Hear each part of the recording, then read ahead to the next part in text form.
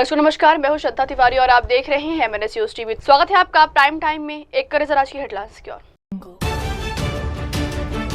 पूर्णिया में दर्दनाक घटना, 5 लोगों की पिटाई के बाद जिंदा जलाकर हत्या। यूपी छात्रा पंखुड़ी की फीस माफी। ग्वालियर में डकैती के मुख्य आरोपी कौशल गुज्जर की पुलिस से मुठभेड़। तो खबरें विस्तार से। पूर्णिया में दर्दनाक घटना, 5 लोगों की पिटाई के बाद जिंदा जलाकर हत्या। बिहार के पूर्णिया जिले से एक भयानक घटना की खबर सामने आई है। जिला मजिस्ट्रेट अंशुल कुमार के अनुसार यह घटना 6 जुलाई की रात की है, जब 5 लोगों की बर्बरता से पिटाई की गई और फिर उन्हें जिंदा जला दिया गया।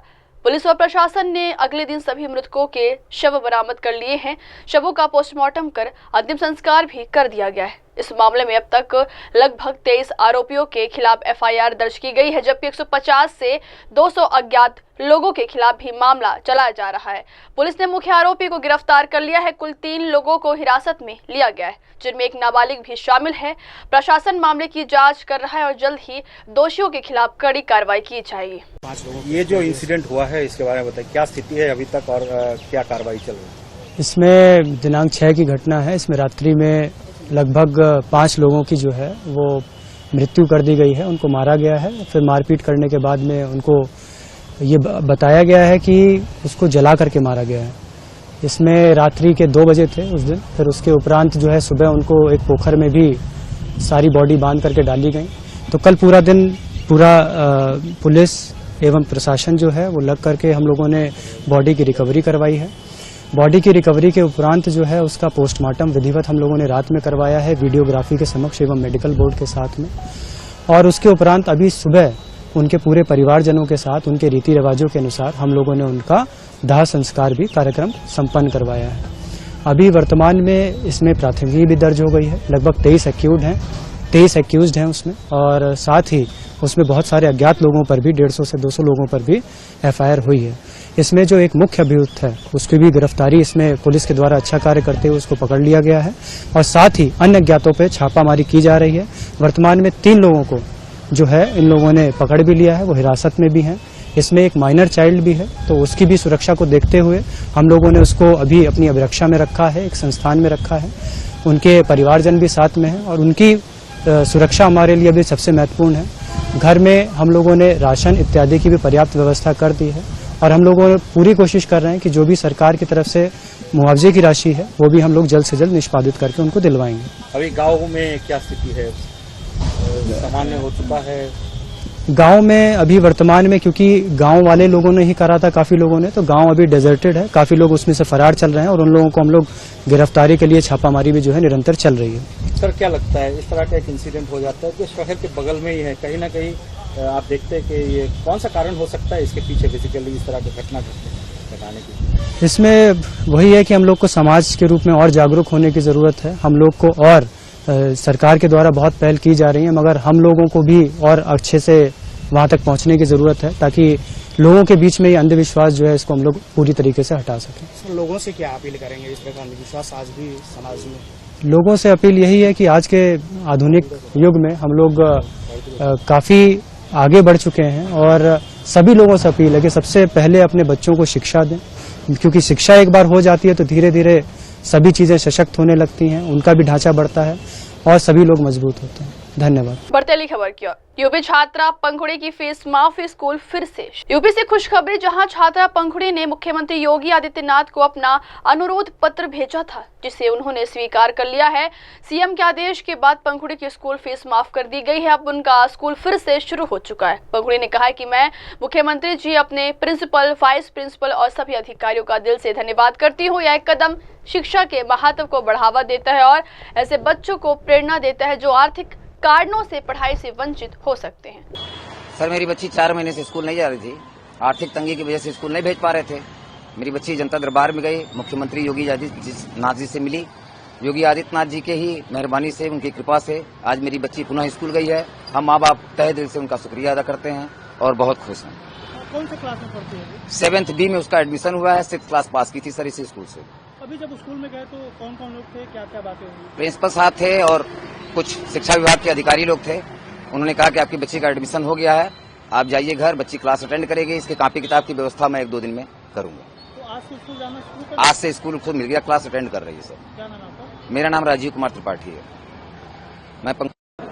मैं गई थी योगी जी के पास, तो उन्होंने मेरा अनुरोध पत्र लिया। उन्होंने कहा कि क्या समस्या है। मैंने पूरी समस्या बताई कि मेरे फादर के पैर में चोट लगी है, मम्मा भैया को पढ़ाती हैं और मुझे पढ़ने के लिए आपकी सहायता की ज़रूरत है। तो सर ने कहा कि तुम्हारी फीस माफ़ होगी, जल्द से जल्द इसकी फीस माफ़ी की व्यवस्था करवाई जाए। फिर उसके बाद बस। फिर आपने उस दिन सीएम योगी जी के साथ जो सेल्फी भी लिया, कैसा जी लगा? बहुत अच्छा लगा था उस दिन। फिर आगे स्कूल में एडमिशन कैसे हुआ, कैसे पढ़ाई चल रही है?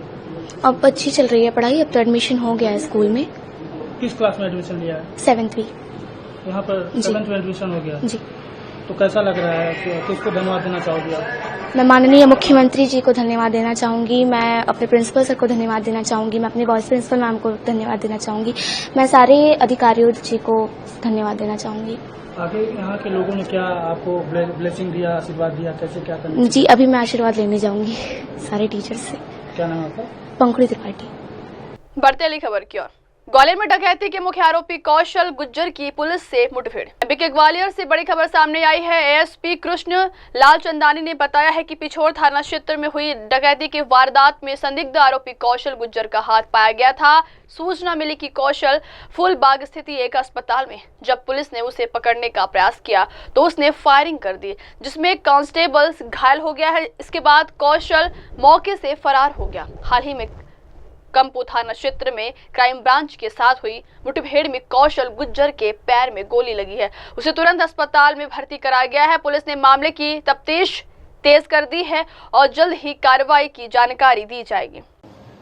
अभी पिछोर थाना क्षेत्र में कुछ समय पहले लूट हुई थी और उसमें एक आरोपी, संदिग्ध आरोपी कौशल गुर्जर की संलिप्तता सामने आ रही थी। तो उसकी धरपकड़ के लिए जब उसकी लोकेशन ली गई तो डबरा में टेकनपुर में आ रही थी। तो जब इस सूचना से डबरा और टेकनपुर को अवगत कराया गया और क्राइम ब्रांच की टीम्स को एक्टिवेट किया गया। जब इनको डबरा में घेरा गया तो इनने अपना मोबाइल बंद कर दिया और ये वहां से फरार हो गए। बाद में सूचना मिली कि कौशल गुर्जर अपनी बहन से मिलने हॉस्पिटल में फूलबाग में था। वहां पे क्राइम ब्रांच ने दबिश दी और जब उसको पकड़ने की कोशिश की तो कौशल ने पुलिस पे फायर किया, जिसमें एक हमारा आरक्षक जैनेंद्र गुर्जर था, वो घायल हुआ। उसके दाहिने हाथ और पेट में गोली लगी, जिसको तत्काल अपोलो में एडमिट कराया गया। उसके बाद इनकी धरपकड़ के लिए प्रयास किए गए। कौशल वहां अपने साथी के साथ मोटरसाइकिल से भाग गया था। फिर उसके बाद पड़ाव और डबरा, टेकनपुर और क्राइम ब्रांच इनकी रात भर सर्चिंग करते रहे।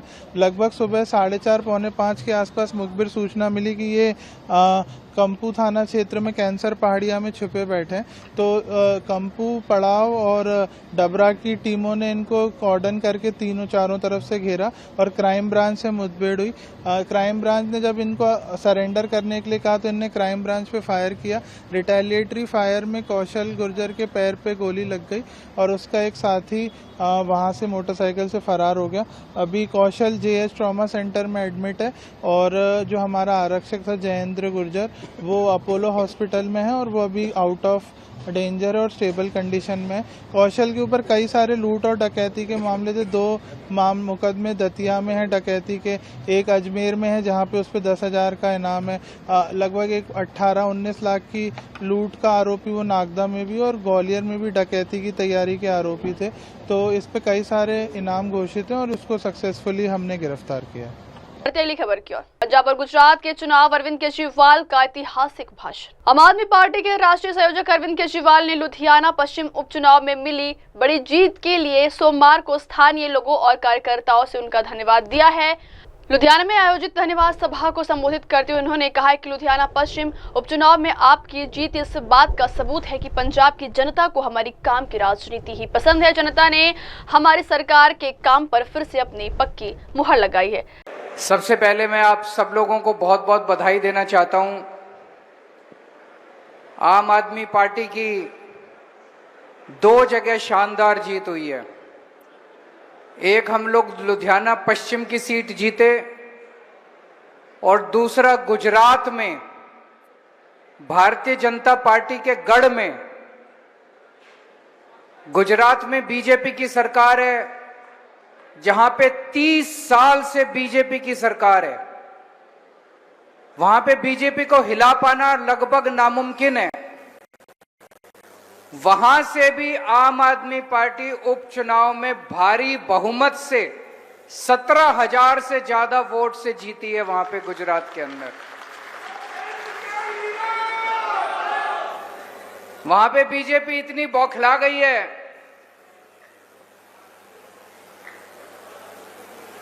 कि जैसे ही हमारी जीत हुई, अभी परसों हमारे वहां पे दूसरे विधायक को उन्होंने गिरफ्तार कर लिया। लेकिन मेरा ये मानना है वो जितने मर्जी जुर्म करेंगे, जनता उतनी आम आदमी पार्टी के साथ जुड़ती जाएगी। लुधियाना का चुनाव और गुजरात का चुनाव, ये दोनों सेमीफाइनल हैं। गुजरात में भी और पंजाब में भी 2027 में चुनाव है। पंजाब में फरवरी 2027 में और गुजरात में दिसंबर 2027 में। और मैं मानता हूं कि ये दोनों उपचुनाव सेमीफाइनल थे और ये इस तरफ इशारा करते हैं कि 2027 में पंजाब और गुजरात भारी बहुमत से आम आदमी पार्टी जीतने जा रही है।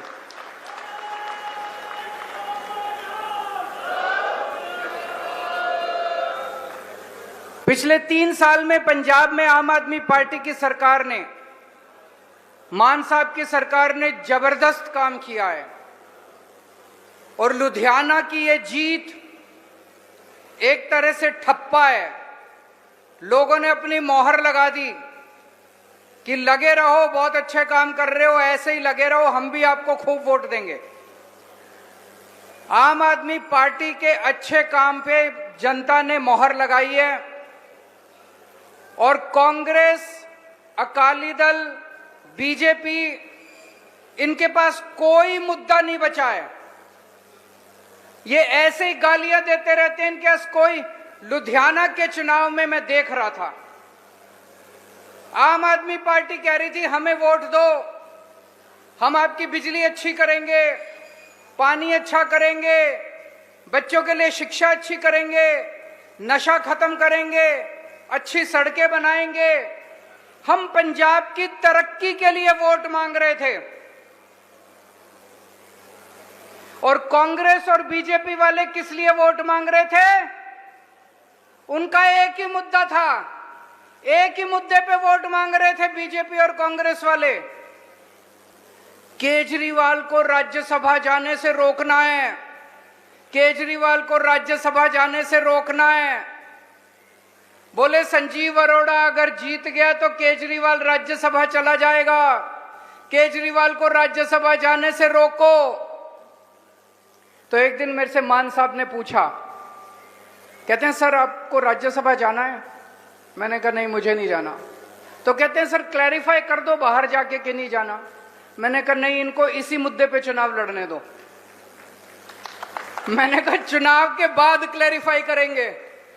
चुनाव के बाद मैंने प्रेस कॉन्फ्रेंस करके दिल्ली में प्रेस कॉन्फ्रेंस करी और मैंने ऐलान करा कि केजरीवाल को राज्यसभा नहीं जाना।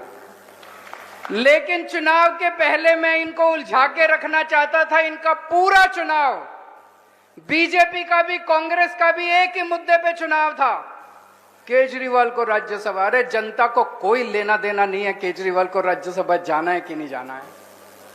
जनता को और 100 समस्या है, उनके घर का खर्चा नहीं चलता, जनता की सड़क टूटी पड़ी है, जनता को पानी की समस्या है, जनता को बिजली की कोई पार्टी बात नहीं करती। और ये बीजेपी और कांग्रेस में जबरदस्त सेटिंग है भाई साहब। सवेरे 11 बजे बिट्टू कांग्रेस, वो कौन था आपका कैंडिडेट, आशु, सवेरे 11 बजे आशु प्रेस कॉन्फ्रेंस करता था केजरीवाल को राज्यसभा जाना, इसको रोको। दिन में 3 बजे बीजेपी वाले प्रेस कॉन्फ्रेंस करते थे केजरीवाल को राज्यसभा जाना, इसको रोको। दोनों में अच्छी सेटिंग थी, अच्छी जुगलबंदी थी। सवेरे एक करेगा, दिन में दूसरा करेगा। सवेरे दोनों का एक ही मुद्दा था, दोनों मिलके लड़ते हैं। उनका दोनों पार्टियों का एक ही दुश्मन है, आम आदमी पार्टी, क्योंकि दोनों पार्टियों की राजनीति खत्म कर दी आम आदमी पार्टी ने। अभी मैं गुजरात गया था, गुजरात में मैंने उन लोगों से पूछा मैंने कहा ये बीजेपी और कांग्रेस का रिश्ता क्या कहलाता है? कुछ लोगों से मैंने पूछा, कुछ लोग बोले जी भाई बहन है, कुछ लोग बोले जी पति पत्नी है। आपको क्या लगता है? ये प्रेमी और प्रेमिका हैं, ये ना भाई बहन है ना पति पत्नी है। ये रात के अंधेरे में छुप छुप के मिलते हैं और सारे गलत काम करते हैं, मिलके लड़ते हैं, मिलके चुनाव लड़ते हैं, और ये शादी नहीं कर सकते क्योंकि समाज को इन दोनों की शादी पसंद नहीं है।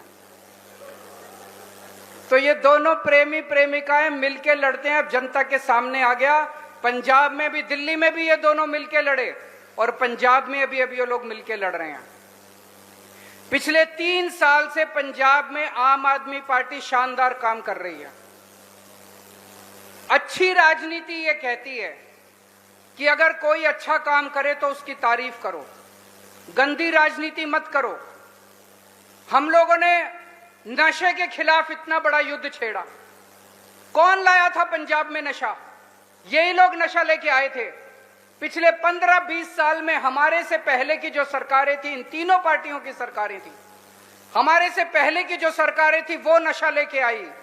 उनके मंत्री अपनी गाड़ियों में नशा लेके घूमते थे, नशा बेचते थे उनके मंत्री, वो नशा लेके आए।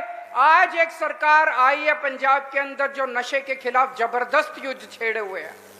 बड़े बड़े नशा तस्करों को पकड़ पकड़ के जेल में डाला जा रहा है। सारा पंजाब खुश है, माएं बहनें आशीष दे रही हैं। और ये तीनों पार्टियां हमारा मजाक उड़ाती हैं, हमारे गालियां देती हैं कि नशे के खिलाफ युद्ध क्यों छेड़ा गया है। अभी एक बहुत बड़े इनके नेता को गिरफ्तार किया, नाभा जेल में गया है। जैसा अभी मान साहब ने बताया, इनको समझ नहीं आया क्या करें। जिस दिन उसको गिरफ्तार किया, कांग्रेस वाले कहते हैं तानाशाही आ गई, तानाशाही आ गई, तानाशाही आ गई। एक के बाद एक कांग्रेस के नेता उनके समर्थन में उतर के आ गए। 3 दिन बाद बोले नहीं नहीं गलती हो गई, माफी मांगने लग गए, नहीं ठीक किया ठीक किया। इनको समझ नहीं आ रहा, एक दिन कुछ बोलते हैं एक दिन कुछ बोलते हैं। कांग्रेस को समझ नहीं आ रहा, बीजेपी को समझ नहीं आ रहा, अकाली दल को समझ नहीं आ रहा कि इनको क्या जवाब दें। हमने शिक्षा में बहुत अच्छा काम किया। मेरे पास बहुत लोग आते हैं, कहते हैं जी बहुत शानदार काम हुआ। अभी मान साहब ने बताया 2017 के केंद्र सरकार के भारत के सर्वे में पंजाब 29वें नंबर पे था। आपकी पार्टी की सरकार ने इतना शानदार काम किया कि आज पंजाब 1 नंबर पे आ गया पूरे देश के अंदर। इसके लिए बहुत कड़ी मेहनत करनी पड़ी है। टीचर्स ने, प्रिंसिपल्स ने, बच्चों ने खूब कड़ी मेहनत करी है। अफसरों ने, हमारे मंत्रियों ने, एमएलएज ने खूब कड़ी मेहनत की है। तब ये 3 साल के अंदर हमारी सरकार ने इतना अच्छा काम किया।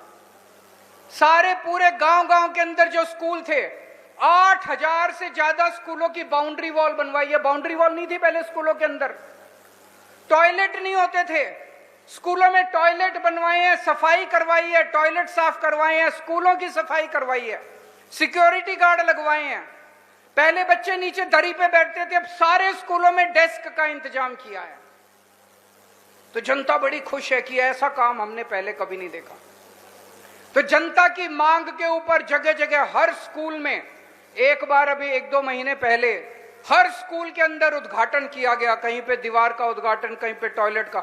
इन्होंने, बीजेपी वालों ने, कांग्रेस वालों ने खूब मजाक उड़ाया हमारा। कहते जी देखो ये तो दीवार का उद्घाटन कर रहे हैं, तो टॉयलेट। जनता ने जवाब दिया सोशल मीडिया पे जाके इनको। जनता कहती है तुमने 75 साल में क्या किया? ये तुम्हारे कुकर्म है कि आज स्कूलों के अंदर ब्लैक बोर्ड नहीं है, आज स्कूलों के अंदर डेस्क नहीं है, आज स्कूलों के अंदर टॉयलेट नहीं है, आज स्कूलों के अंदर पीने का पानी नहीं है। ये तुम लोगों के कुकर्म है 75 साल के। आज अगर आम आदमी पार्टी कुछ कर रही है तो तुम इनका मजाक उड़ाते हो। तो हमें कुछ कहने की जरूरत नहीं है, जनता इनका जवाब देगी, जनता इनको तमाचा मारेगी। चुनाव के अंदर तमाचा मारा था, अब जनता इनको रोज तमाचा। इनके पास कोई मुद्दा नहीं बचा। बेअदबी का मुद्दा कितना पुराना है, पंजाब में जब देखो कोई ना कोई बेअदबी करता है। अब बेअदबी के खिलाफ मान साहब सख्त कानून लेके आ रहे हैं बेअदबी के खिलाफ।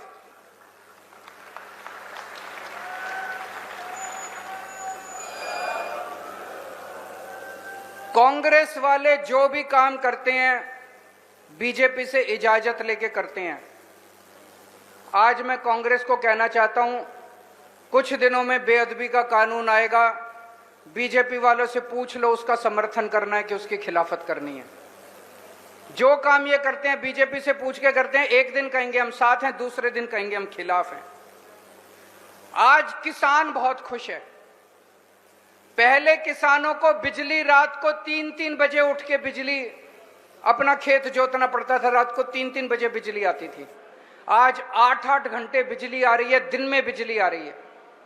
2022 में जब हमारी सरकार बनी, केवल 20% पंजाब के खेतों में, केवल 20% खेतों में सिंचाई का पानी जाता था। 70 साल में, 70 साल आजादी के बाद केवल 20% पंजाब में सिंचाई का पानी जाता था।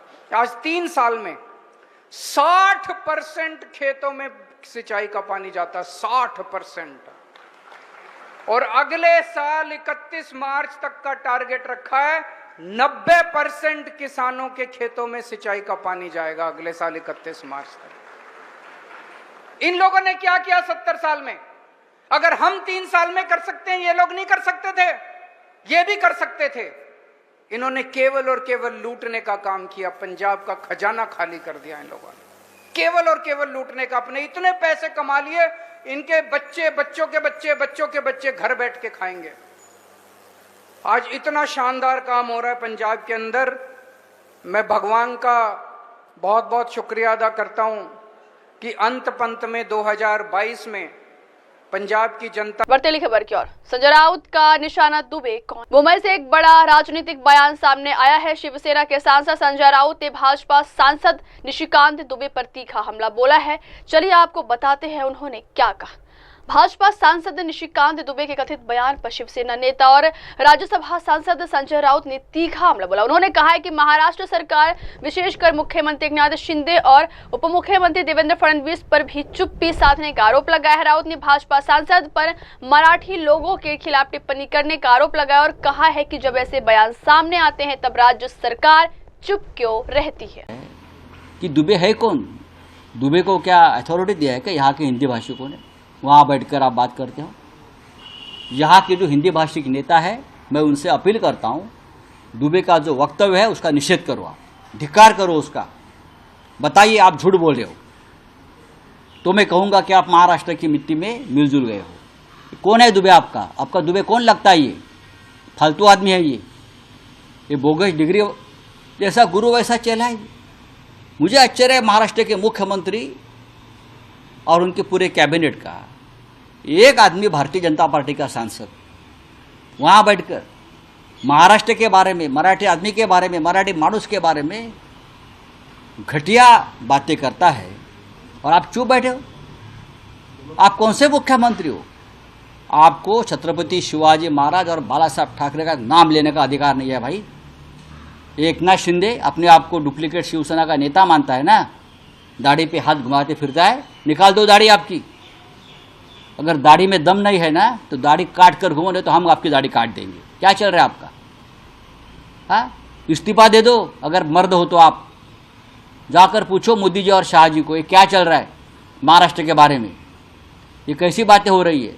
यहाँ एक भी हिंदी भाषिक के ऊपर कभी हमला नहीं हुआ है। आप मुझे बताइए, दिखाइए, आप बताइए क्या है ये। यहाँ लाखों हिंदी भाषिक रहते हैं। हम लोग हिंदी में बात, मैं अभी हिंदी में बात कर रहा हूँ ना। अगर हिंदी के ऊपर में बंदी हम लोग डालेंगे तो मैं क्यों हिंदी में बात करूँ? ये तमिलनाडु नहीं है, ये महाराष्ट्र है भाई। तो ये बात है देवेंद्र फडणवीस, ये एकनाथ शिंदे, अजित पवार जो डेप्यूटी सीएम है, दो, ये उनकी जिम्मेदारी है। ये दुबे को सीधा करो। जिस तरह से महाराष्ट्र के बारे में वो बोल रहा है ना, ये आपकी जिम्मेदारी है, ये तो इस्तीफा दे दो। बढ़ते अगली खबर की ओर, महाराष्ट्र विशेष जनसुरक्षा विधेयक को लेकर कांग्रेस का विरोध। महाराष्ट्र में प्रस्तावित विशेष जनसुरक्षा विधेयक को लेकर राजनीतिक विवाद तेज हो गया है। प्रदेश कांग्रेस अध्यक्ष हर्षवर्धन सबकाल ने इस विधेयक को लेकर राज्य सरकार पर गंभीर आरोप लगाए हैं। उन्होंने विधेयक की तुलना ब्रिटिश शासन के रोलेट एक्ट से करते हुए इसे तानाशाही की ओर कदम बताया। सबकाल ने कहा है कि राज्य सरकार इस विधेयक को जल्दबाजी में लाकर जनता के मौलिक अधिकारों को दबाना चाहती है। यह 1919 के रोलेट एक्ट जैसा है। फडणवीस की हरकतें औरंगजेब जैसी क्रूर है और उनका तानाशाही रवैया इस विधेयक के जरिए सामने आ रहा है। जन सुरक्षा कानून नाम का एक कानून महाराष्ट्र लाने के लिए बेकरार है और पिछले लंबे समय से वो इसको लाने का प्रयास निरंतर करते आ रहे हैं, मगर अभी इसको इसी विधानसभा में उसको पारित करने का उनका पूरा षड्यंत्र है।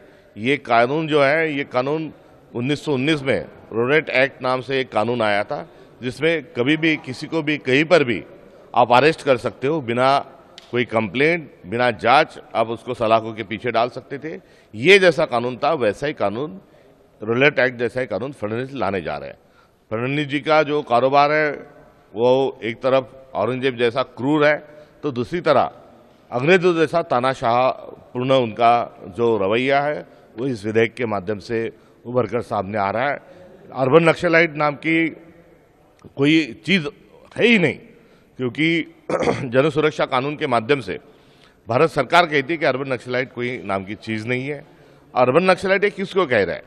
तो ये शिव शाहू फुले अम्बेडकर का जो विचार है, जो परिवर्तन का विचार है, जो अध्यात्म से उभरा हुआ विचार है, जिसको हम पुरोगामी विचार कहते हैं, जिसको प्रोग्रेसिव आइडियोलॉजी जिसे बोलते हैं, ये सारी प्रोग्रेसिव आइडियोलॉजी से राष्ट्रीय स्वयंसेवक संघ को और भाजपा को ऐतराज है।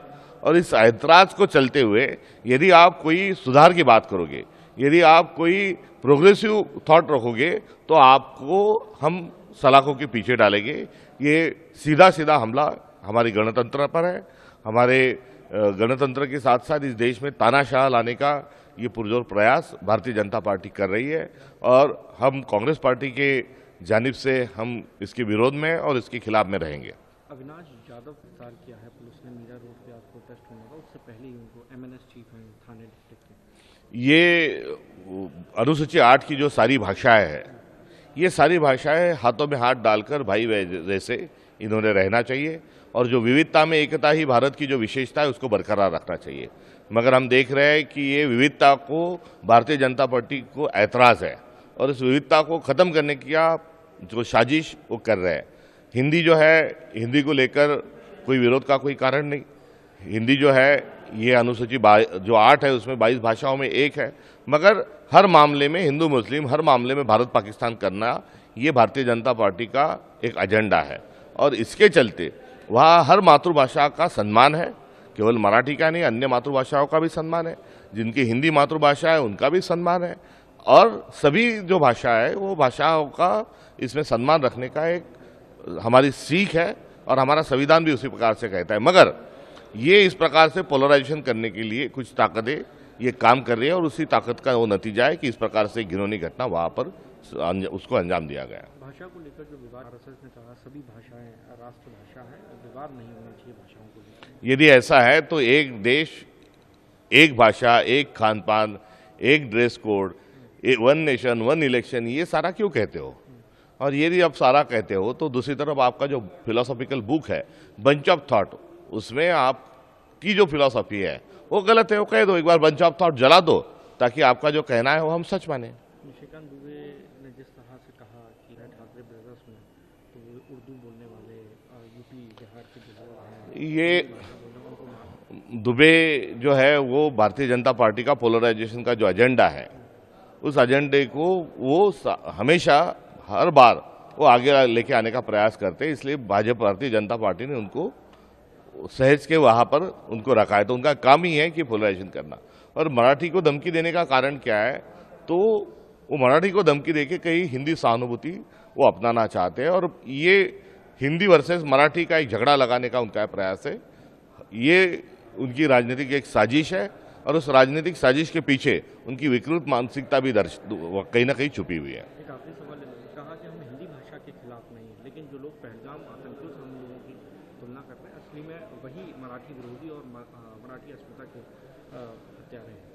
हर चीज़ में पाकिस्तान को खींच के लाना, हर चीज़ में मुस्लिम एंगल लेना, ये भारतीय जनता पार्टी का एक रवैया रहा है और ये वक्तव्य उसी दायरे में पूरा है। ये किसी भी तरीके से जो स्थिति है उससे विपरीत है।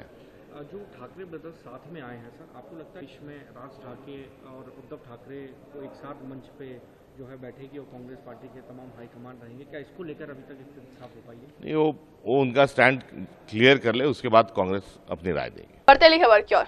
यूएई नौसेना प्रमुख ने युद्ध स्मारक पर दी श्रद्धांजलि। भारतीय आधिकारिक यात्रा पर आए संयुक्त अरब अमीरात नौसेना बल के commander major general Humaid Mohammed Abdullah Al Romaithi ने सोमवार 8 जुलाई को राजधानी दिल्ली स्थित राष्ट्रीय युद्ध स्मारक पर पुष्पांजलि अर्पित की। उनकी यह यात्रा 7 से 9 जुलाई तक निर्धारित है और इसका उद्देश्य भारत तथा यूएई के बीच रक्षा सहयोग को और मजबूत करना है। राष्ट्रीय युद्ध स्मारक पर श्रद्धांजलि अर्पित करते हुए मेजर जनरल अल रेमिथी ने भारत के वीर सैनिकों को नमन किया और बलिदान की परंपरा के प्रति सम्मान व्यक्त किया।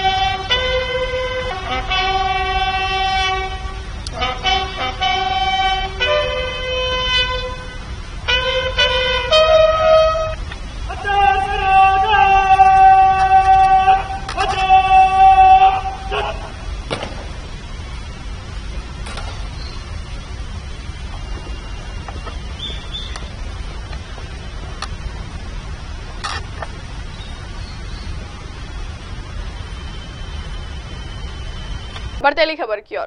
कांग्रेस की परंपरा संवैधानिक पदों का अपमान करना है। भाजपा के राष्ट्रीय प्रवक्ता शाहजाद पुरावाला ने कांग्रेस अध्यक्ष मल्लिकार्जुन खड़गे पर तीखा हमला बोलते हुए आरोप लगाया है कि उन्होंने राष्ट्रपति द्रौपदी मुर्मू और पूर्व राष्ट्रपति रामनाथ कोविंद के प्रति अपमानजनक भाषा का प्रयोग किया है। पुरावाला ने कहा है कि खड़गे जी द्वारा राष्ट्रपति मुर्मू को मुर्मा जी, कोविंद जी को कोविड जी कहना और फिर उन्हें जमीन हड़पने वाला कहना कांग्रेस की एससी और एसटी समुदाय के प्रति गहरी नफरत को दर्शाता है। So BJP is accusing Kharge of insulting the highest office of the country, President's office, because of his speech. What do you have to say about it? Constitutional positions का अपमान, SC/ST OBC समाज का अपमान is the Congress's only पहचान. The comment made by Khadge ji, calling Murmu ji as Murma ji, Kovind ji as Covid ji, then saying that they are land grabbers, it reflects the deep-seated hatred Congress has for SC/ST community. And time and again, they have shown this kind of behavior. They have insulted the top office of the country, whether it's calling Murmu ji as evil mindset, whether it's saying that she has made boring speech, whether calling her Rashtrapatni. This is the kind of tradition Congress has shown towards constitutional positions. They have neither spared Chief Justice of India, nor the Prime Minister, nor the President post. And their deep hatred for SC/ST community can be seen. Look what they are doing in Karnataka. Fake survey was done. Look how they have diverted SC/ST funds, how they have looted the funds in Valmiki tribal scam. And even in the past, whether it is defeating Ambedkar ji, whether it is insulting the portrait of Ambedkar ji, denying him Bharat Ratna, whether it is grabbing the reservation of SC/ST OBC community and giving it to the vote bank, whether it is always insulting the SC community by making such kind of comments, this has become part and parcel of the Congress party's approach. And therefore, it shows the evil and the anti-SC/ST mindset of the first family of the Congress. It is ironical that Khadge ji himself is being insulted so much by the Congress party. He is not called the High Command. He is kept outside the room when the Wayanad nomination is taking place. And yet he is making such comments. It shows that the first family only wants to insult SC and ST community. बर्तेली खबर की ओर। प्रदेश के treatment plant बंद, नदियां हो रही प्रदूषित, बोले Akhilesh Yadav. Samajwadi party प्रमुख अखिलेश यादव ने प्रदेश सरकार पर गंभीर आरोप लगाते हुए कहा है कि राज्य भर में सभी ट्रीटमेंट प्लांट बंद कर दिए गए हैं, जिससे नालों और सीवेज का गंदा पानी सीधे नदियों में डाला जा रहा है। अखिलेश ने कहा है कि जानकारी मिल रही है कि पूरे प्रदेश के ट्रीटमेंट प्लांट बंद कर दिए गए हैं, नालों का पानी और गंदगी सीधे नदियों में डाली जा रही है, इससे जल प्रदूषण तेजी से बढ़ रहा है। उन्होंने बुंदेलखंड की स्थिति पर भी विशेष चिंता जताते हुए कहा है कि बुंदेलखंड की नदियों को इतना खोद दिया गया है कि हर जिले में सड़क किनारे खेतों के पास मिट्टी की टीले बन गए। इधर मैं देख रहा हूं, आज भी एक अंग्रेजी अखबार में मैंने देखा कि कुछ लोग गोमती में उतर करके गोमती की सफाई कर रहे हैं। इससे पहले एक और अंग्रेजी अखबार प्रतिष्ठित था, उसमें मैंने गोमती को सफाई करते हुए बहुत सारे लोगों को देखा। जिस विभाग के अंतर्गत ये चीजें आती हैं, सफाई, नदियों की सफाई, नदियों का साफ सुथरा होना, उनके मंत्री को भी हमने देखा था कि पानी में कूद गए थे, और वो नहीं, उनके साथ अधिकारी, इंजीनियर सब लोग घुस करके और सफाई का प्रयास किया था, लेकिन सफाई नहीं हुई। इधर देखने को मिल रहा है और जानकारी मिल रही है कि पूरे प्रदेश के ट्रीटमेंट प्लांट बंद कर दिए इन्होंने, कोई ट्रीटमेंट प्लांट चलाया नहीं जा रहा है, और सीधा सीधा नालों का पानी, पूरी गंदगी सीधी सीधी नदियों में डाली जा रही है। और इसलिए डाली जा रही है कि जिससे जानकारी न मिले कि आखिरकार नाले साफ हुए कि नहीं हुए, नदियां साफ हुई कि नहीं हुई हैं। जो बरसात का पानी आ रहा है वो सब गंदगी को लेके निकल जाएगा और इन पर आरोप भी नहीं लगेगा। वो बात अलग है कि बुंदेलखंड की नदियों को इतना खोद दिया गया, इतना खोद दिया गया है, किसी जिले में चले जाएं, हर जिले में सड़क पर, खेत के किनारे टीले बने हुए हैं, टीले लगे हुए हैं, और ऊंचे ऊंचे टीले हैं। ऐसा लग रहा है कि कई पहाड़ बन करके आ गए हैं, एक एक महीने में पहाड़ बन गए, 2 महीने में पहाड़ बन गए। और उस बात में मैं नहीं जाना चाहता हूं, उस पहलू पर, क्योंकि हमें भी वही जरूरत पड़ेगी एक समय पर। अभी एक पार्टी के नेता ने आरोप लगाया है कि उसके खिलाफ 1700 करोड़ की वजह से साजिश हो रही है। तो वही 1700 करोड़ जो हैं उसकी वजह से टीला ही नहीं दिख रहा किसी को, टीले कहीं दिखाई नहीं दे रहे किसी को। और इटावा में एक अधिकारी का ट्रांसफर हुआ, 80 मीटर ऊंचा पहाड़ लेके चला गया संघ अपने गोरखपुर के करीब। 80 मीटर ऊंचा पहाड़ अब वहां है ही नहीं। अधिकारी ट्रांसफर हुआ, उसके साथ लगता है वो पहाड़ भी उधर ही चला गया गोरखपुर की तरफ। तो मैं अभी कहूंगा कि 2 वीडियोस हैं, एक पुराना है एक नया है, जो कि यमुना का है और एक यमुना का और है जो अभी हाल में हमने आपने एक चैनल और एक न्यूज के साथी ने जो कहा कि किस तरीके से ताजमहल के पीछे जो गंदगी है यमुना की, कैसे अंग्रेज टूरिस्ट लोग नाक बंद करके आ रहे हैं। और मैं आपको याद दिलाना चाहता हूं, जब पहला भाषण हुआ था आगरा में बीजेपी के बड़े नेता का, उन्होंने ये भरोसा दिलाया था कि अकेला आगरा $1 ट्रिलियन की टूरिज्म इकोनॉमी पैदा कर सकता है। $1 ट्रिलियन की, केवल आगरा एक शहर $1 ट्रिलियन की।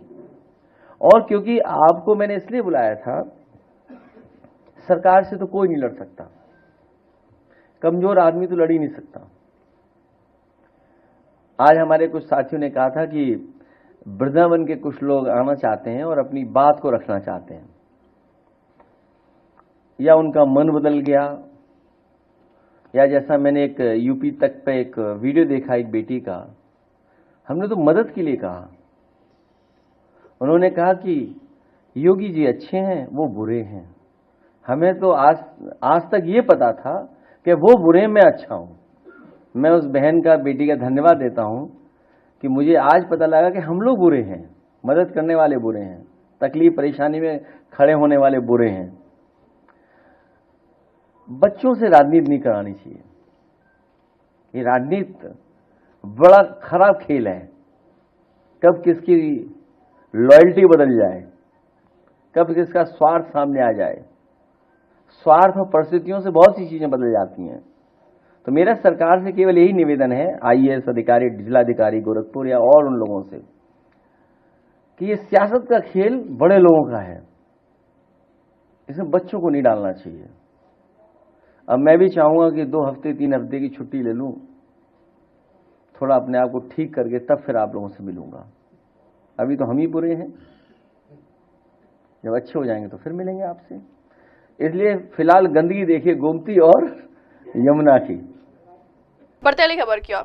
एमएनएस प्रमुख पर प्रशांत किशोर का बड़ा हमला। महाराष्ट्र में मराठी भाषा विवाद को लेकर मचा बवाल थमने का नाम नहीं ले रहा है। सूबे में मराठी ना बोल पाने के चलते लोगों के साथ लगातार मारपीट की घटनाएं सामने आ रही हैं। हाल ही में राज ठाकरे ने कहा था कि पीटो लेकिन वीडियो मत बना। वही अब उनके इस बयान पर जनसुराज पार्टी के संस्थापक प्रशांत किशोर ने प्रतिक्रिया सामने आई है। उनका कहना है कि ये देश राज ठाकरे के पिताजी का नहीं है। कोई भी अपने घर में बैठकर कुछ भी कह सकता है। यह उनके शिष्टाचार को दर्शाता है। क्या है, पिताजी का ये देश नहीं है, ठीक है ना। राज ठाकरे का पिताजी का देश नहीं है। ये सब लुम्पन एलिमेंट है। बॉम्बे में अपने घर में बैठकर बाघ बन रहे हैं। राज ठाकरे अपने घर में बैठकर कोई किसी को गाली दे सकता है, और ये उनके संस्कार को दिखाता है, उनकी बेवकूफ़ी को दिखाता है। अपने घर में बैठकर किसी दूसरे को, गरीब को, कोई वहां काम करने गया है उसको 2 थप्पड़ मारते हो, ये कोई बहादुरी नहीं है। ये कोई बहादुरी नहीं है। तो दोनों भाई एक साथ आ गए। अरे दोनों भाई एक साथ आ जाए, 4 भाई साथ में आ जाए। ये दोनों भाई पहले साथ में नहीं थे तो क्या कर लिया राज ठाकरे, क्या कर लिए। दोनों भाई साथ में रहेंगे तो क्या कर लेंगे। आप वहां मार दीजिएगा किसी को। राज ठाकरे का कुछ नहीं है। वहां पर दोषी भाजपा है, भाजपा की सरकार है। वहां पर दोषी कांग्रेस है। कांग्रेस, उद्धव जी के शिवसेना के साथ उनका गठबंधन है। तेजस्वी यादव को यहां बोलना चाहिए। ये लोग उद्धव ठाकरे के साथ बैठ के चाय पीते हैं। राहुल गांधी बैठकर चाय पी रहे हैं। जब हम लोग शिवसेना को हमने मदद की तो हमने उनसे आश्वासन लिया था कि बिहार के हिंदी भाषी लोगों को बॉम्बे में, महाराष्ट्र में कोई भी नुकसान नहीं होना चाहिए, कोई भी। बढ़ते अगली खबर की ओर। मेरा भाई अंदर में भाषा विवाद पर प्रदर्शन। भाषा विवाद को लेकर जारी तनाव के बीच महाराष्ट्र नवनिर्माण सेना के कार्यकर्ताओं को उस समय पुलिस ने हिरासत में ले लिया है जब वे क्षेत्र के व्यापारियों के विरोध प्रदर्शन का जवाब देने के लिए सड़कों पर उतरे। मन से कार्यकर्ता स्थानीय भाषा के सम्मान की मांग को लेकर प्रदर्शन कर रहे हैं। पुलिस ने स्थिति को नियंत्रण में रखने के लिए कार्रवाई की और प्रदर्शनकारियों को शांतिपूर्ण माहौल बनाए रखने की अपील के साथ हिरासत में लिया।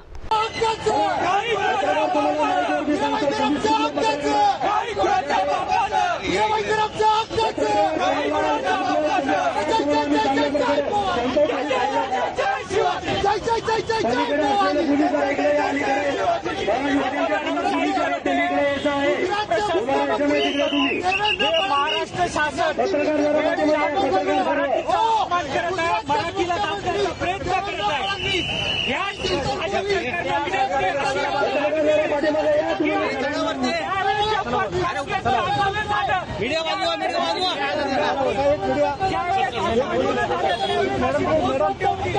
जाणीवपूर्वक मराठी माणसाला दडपण्याचा प्रयत्न केला जात आहे। महाराष्ट्राला डावलण्याचा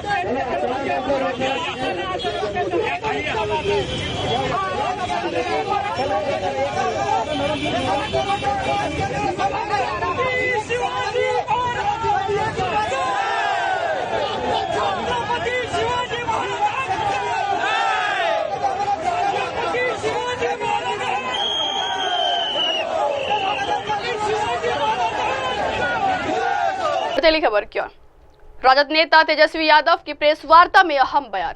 राजद के प्रमुख नेता तेजस्वी यादव ने आज प्रेस वार्ता में विभिन्न राजनीतिक और सामाजिक मुद्दों पर अपने विचार रखे। उन्होंने वर्तमान सरकार की नीतियों की आलोचना की और विपक्ष की भूमिका पर प्रकाश डाला। तेजस्वी यादव ने कहा है कि जनता की समस्याओं को नजरअंदाज किया जा रहा है और राज्य में विकास की गति धीमी हो गई है।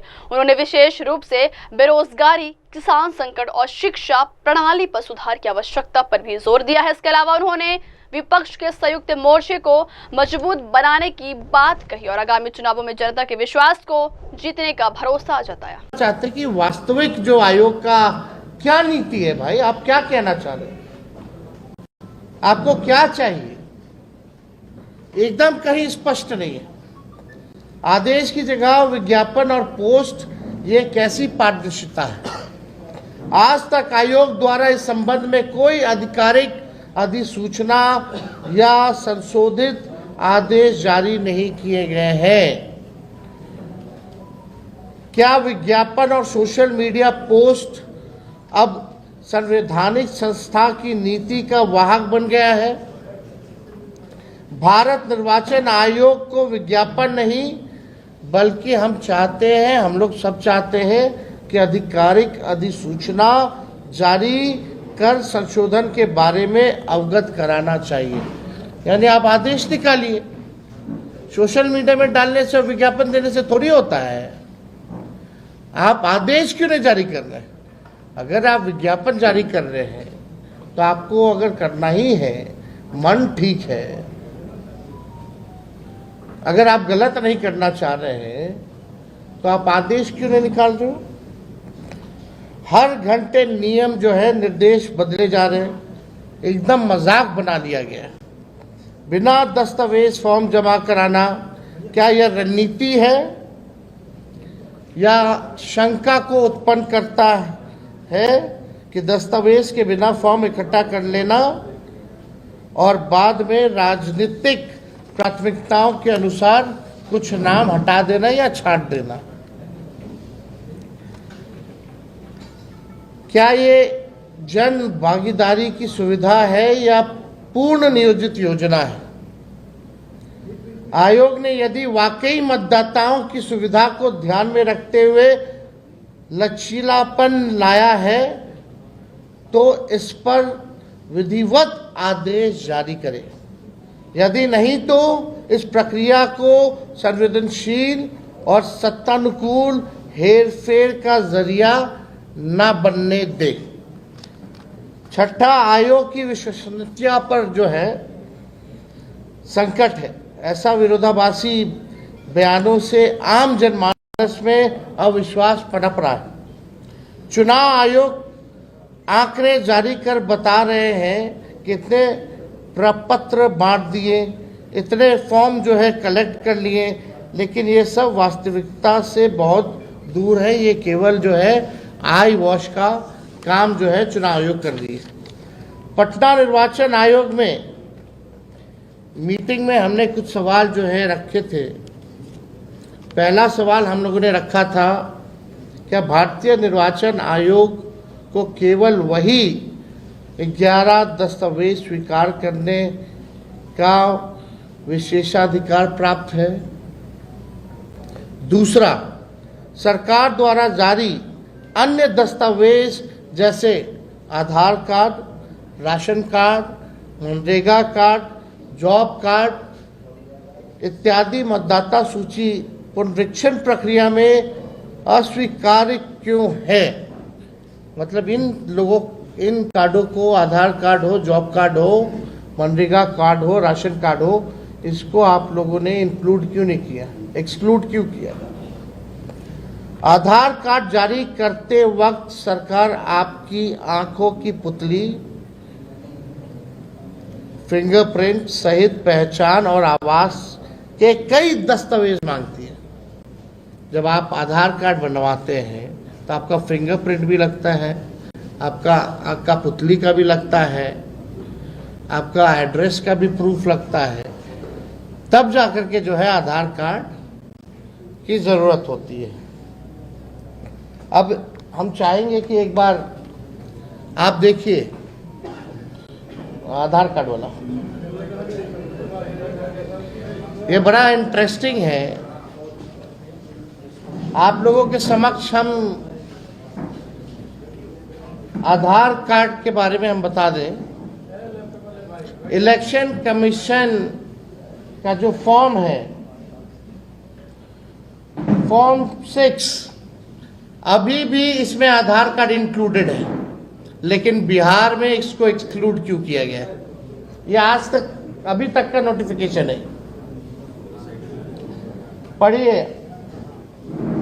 आधार कार्ड यानी PAN card, driving licence, age और डेट ऑफ बर्थ को रिलेटेड, ये अभी भी जो है आप देख सकते हैं स्क्रीन पे कि अगर आप फॉर्म 6 गूगल करके इलेक्शन कमीशन का आप निकालेंगे तो अभी भी आधार कार्ड इनके गाइडलाइन में, इनके नोटिफिकेशन में इंक्लूड है।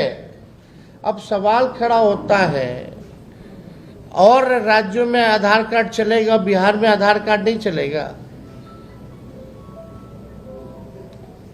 ये तो बड़ा सवाल है, ये तो खुद ही कंफ्यूजन पैदा कर रहा है। आप जो है एक तरफ बिहार में जो फॉर्म बांट रहे हैं उसमें आधार, जॉब कार्ड, राशन कार्ड हटा दिए, लेकिन अपने गाइडलाइन में से नहीं हटाए। ये तो बड़ा, चुनाव आयोग कंफ्यूज है, क्या करना चाह रहा है भाई चुनाव आयोग? आधार कार्ड को क्यों हटाया गया, हमारा ये सवाल है। यदि जनप्रतिनिधित्व अधिनियम अथवा संविधान में ऐसा कोई स्पष्ट प्रावधान है तो 11 दस्तावेजों की सूची किस प्रक्रिया से तय हुई है? क्या ये न्याय संगत है? ये सवाल जो है हम लोग पूछना चाहते हैं निर्वाचन आयोग से। निर्वाचन आयोग जैसी संस्था की साख पर सवाल उठ रहा है। लोकतंत्र के लिए एक खतरे की घंटी है। हम लोगों की मांगे हैं। पहली मांग, भारत निर्वाचन आयोग तत्काल इस संबंध में स्पष्ट लिखित और आधिकारिक आदेश जो है जारी करे। दूसरा, किसी भी विज्ञापन या फेसबुक पोस्ट की जगह राजपत्र अधिसूचना या सार्वजनिक प्रेस नोट के माध्यम से नीति बताई जाए। तीसरा, बिना दस्तावेज प्राप्त फॉर्म के दुरुपयोग की आशंका को ध्यान में रखते हुए स्वतंत्र निगरानी तंत्र बनाया जाए। चौथा, मतदाता नामांकन हटाने की प्रक्रिया में पूर्ण पारदर्शिता और राजनीतिक निरपेक्षता सुनिश्चित हो। पांचवा, आयोग विपक्ष एवं जनता द्वारा उठाए जा रहे सवालों, शंकाओं, शिकायतों और गंभीर आरोपों का बिंदुवार जवाब दे, आयोग इसकी निष्पक्ष जांच कराए और किसी प्रकार की राजनीतिक मिलीभगत को रोकने के लिए कठोर कदम जो है आयोग उठाए। पांचवा, बिहार में 4 करोड़ से अधिक निवासी अन्य राज्यों में स्थायी और अस्थायी रूप से कार्य करते हैं। क्या 18 दिन बचे हैं? अब 18 दिनों में अपना सत्यापन जो है वो करा लेंगे? क्या सरकारी स्तर पर उन्हें बिहार लाने की कोई योजना की गई है, अथवा उनके वोट को काटने का उद्देश्य है केवल उनका, जो बाहर रह रहे? धान रोपने का समय है, बारिश और बाढ़ का समय है, कहाँ से हो पाएगा टाइमिंग पे? तो सब लोगों का सवाल है।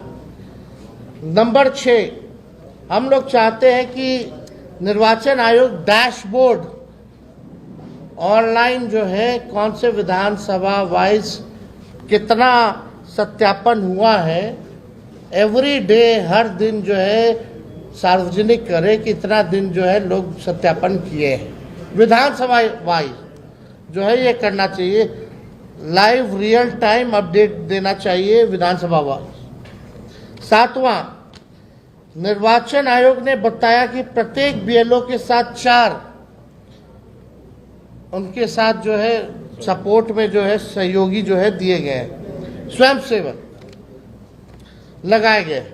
हमने पूछा है कि वॉलंटियर्स कौन है और इनका चयन का मानदंड क्या है, क्या वो सरकारी कर्मचारी है अथवा अन्य लोग हैं, यानी स्वयंसेवकों की भी सूची प्रकाशित करे ताकि सभी लोग उनका सत्यापन कर सके। अब ये सवाल उठता है, पहले जब इलेक्शन कमीशन जब नोटिफिकेशन निकाला तो इसमें 1 लाख लोग जो है, पहला दूसरा ये दिनांक 28/6/25 का है नोटिफिकेशन, इसमें बोला गया कि 1 लाख लोग लगाए गए। चलिए, ये नोटिफिकेशन 28 तारीख का है, 28/6, और ये है 3/7 का, यानी ठीक 5 दिन बाद इसमें है कि 4 लाख लोग लगे। बढ़ते अगली खबर की ओर। कोलकाता में भारी बारिश से जल भराव। पश्चिम बंगाल शहर में लगातार हो रही भारी बारिश के कारण कई इलाकों में जल भराव की स्थिति बनी हुई है। जोधपुर गार्डन इलाके में विशेष रूप से पानी जमा होने से आवागमन प्रभावित हुआ है। स्थानीय प्रशासन और आपात कर्मियों ने राहत एवं बचाव कार्य तेज कर दिए। मूसलाधार बारिश के कारण लोगों को भारी परेशानी का सामना करना पड़ रहा है।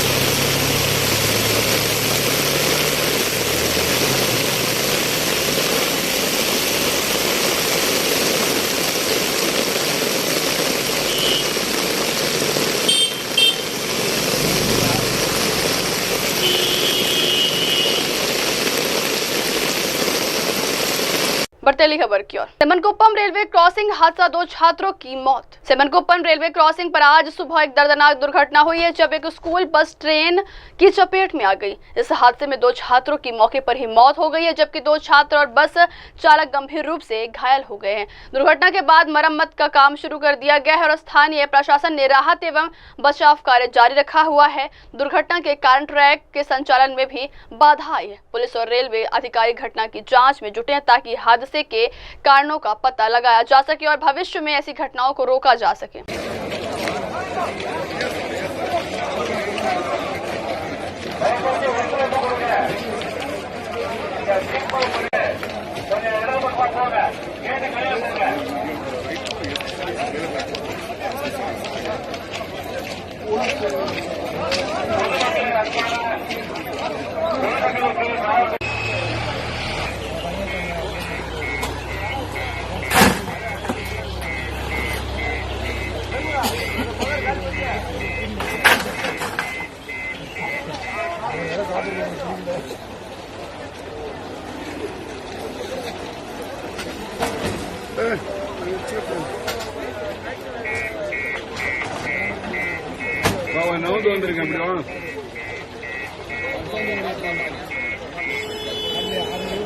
अब वक्त हो चला दर्शकों ब्रेक की बात खबरें मेरे सहयोगी मीनल के साथ। अब तक ये देखते रहिए देश और दुनिया की तमाम बड़ी खबरें।